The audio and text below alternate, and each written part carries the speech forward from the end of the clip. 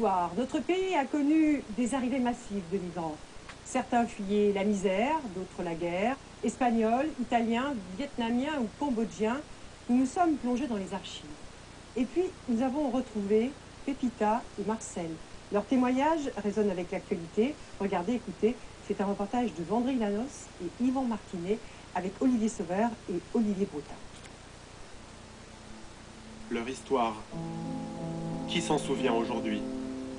Pepita Bedoya, la réfugiée espagnole, et Marcel Conti, l'enfant d'immigrés italiens. Oh, dire mon mari. Leur vie raconte une page de l'histoire de France, presque oubliée. Dans les années 30, Pepita fuyait la guerre civile. Quelques années plus tôt, le père de Marcel, lui, cherchait un travail pour nourrir sa famille. La femme disait, là, ça c'est mon frère, le deuxième, avec son épouse. Espagnols, Italiens, ils ont été plusieurs centaines de milliers à choisir la France pour un avenir meilleur. Ils ont grandi ici, contribué à construire ce pays, et ils sont fiers d'être français aujourd'hui.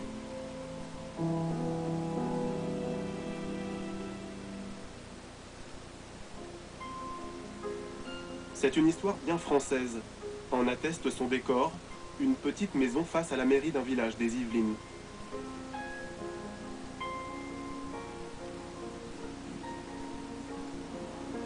Madame Bedoya, c'est vous-même, bonjour. Pepita Bedoya vit ici depuis un demi-siècle. À 87 ans, sa fierté s'affiche sur les murs de son salon. Oh, c'est Luc, c'est mon fils aîné. Ça, c'est Christiane, ma fille. 6 enfants, 9 petits-enfants, 6 arrière-petits-enfants. Une famille française, façonnée par la guerre et l'exode, car Pepita est une réfugiée espagnole.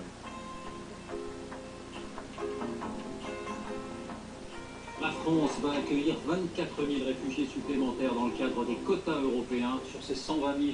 Ces jours-ci, les migrants qui peuplent les journaux lui rappellent chaque soir sa propre histoire. Elle aussi a dû quitter son pays, fuir la guerre. Ce matin, j'ai dit à la radio qu'on était déjà très généreux et qu'on ne pouvait plus se permettre d'accueillir des réfugiés en plus. Je suis tout à fait d'accord. C'est triste. Quand on entend des hommes politiques dire on ne peut pas accueillir toute la misère du monde. Quelque part, peut-être. Mais il faut peut-être dire qu'on n'est pas à l'abri et que ça n'arrive pas un jour en France. On ne sait pas ce qui peut se passer dans la vie. Alors on sera bien content si quelqu'un nous ramasse. Donc de toute façon, il faut les aider, c'est pour misère. C'est tout ce qu'il faut faire. Il faut faire un maximum pour eux. Pepita n'a aucun mal à se projeter. Les bombes et les balles ont déchiré son enfance. En août 1939, elle n'a que 10 ans lorsque son père, combattant républicain, est exécuté par les troupes de Franco. Sa mère doit alors fuir l'Espagne avec ses 3 enfants. Partir, toujours avancer, essayer d'aller plus loin. Qu'est-ce que vous avez vécu de traumatisant? Quand les premiers avions ont commencé à me parler, c'était le plus affreux pour moi. Enfin, moi, enfant, c'est ce que j'ai ressenti le plus avec mon frère. Tué d'une balle, son frère n'arrivera jamais en France. Le 5 février 1939, après 6 mois d'errance, Pepita et sa famille franchissent enfin la frontière. Jusque-là, la France a plutôt bien accueilli les Espagnols. Mais là, c'est une marée humaine. En 12 jours, 450 000 réfugiés déferlent sur la France. Débordés, les autorités les regroupent d'abord sur les plages, comme ici, à Argelès-sur-Mer.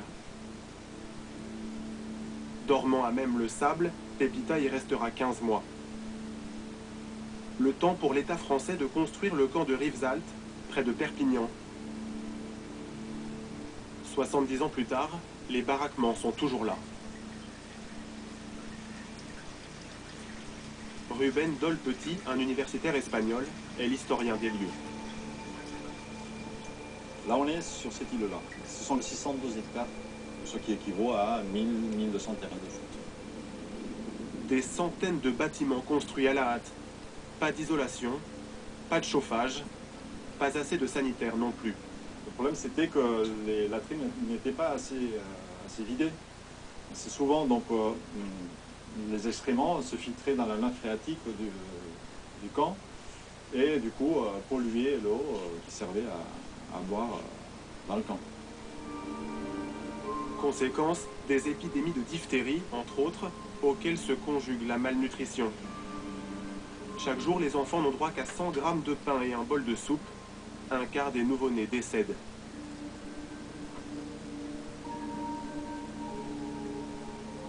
En ce qui concerne les adultes, il y avait des adultes qui perdaient en moyenne 20 kilos.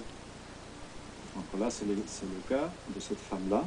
C'est avant de son entrée au camp de Rivesat, et là, quelques mois plus tard. Autour du camp, une enceinte de fil barbelé. Le centre de regroupement de Rivesat est en fait une prison à ciel ouvert. Les réfugiés espagnols y sont traités en ennemis par le gouvernement de Pétain. Au gouvernement français, on avait cette idée-là que c'était des anarchistes, des communistes, donc quelque part un danger politique, idéologique dans une France bouleversée. Rivesat, Argelès, Pepita aura passé 4 ans et demi dans ces camps. 4 années sans école. Vichy ne prévoit pas d'enseignement pour les fils et filles de Rouge. C'était quoi les premiers mots de français que vous avez appris? Maréchal, nous voilà, devant toi, tes enfants de la France. Après, Une France pétainiste en guerre, rongée par la crise économique. Pour la population, ces réfugiés sont de trop. C'était quoi les réactions des Français qui voyaient ces Espagnols arriver par milliers? ben, ils ne s'approchaient pas de nous, déjà. Vous avez senti l'hostilité? Ah oui, l'hostilité, oui, oui. Ah oui, pour eux, on était vraiment des mauvais. Et les enfants, bon, les enfants, c'est toujours des enfants. Quand ils pouvaient s'approcher des fils barbelés, ils nous envoyaient des pierres, hein, faut pas croire.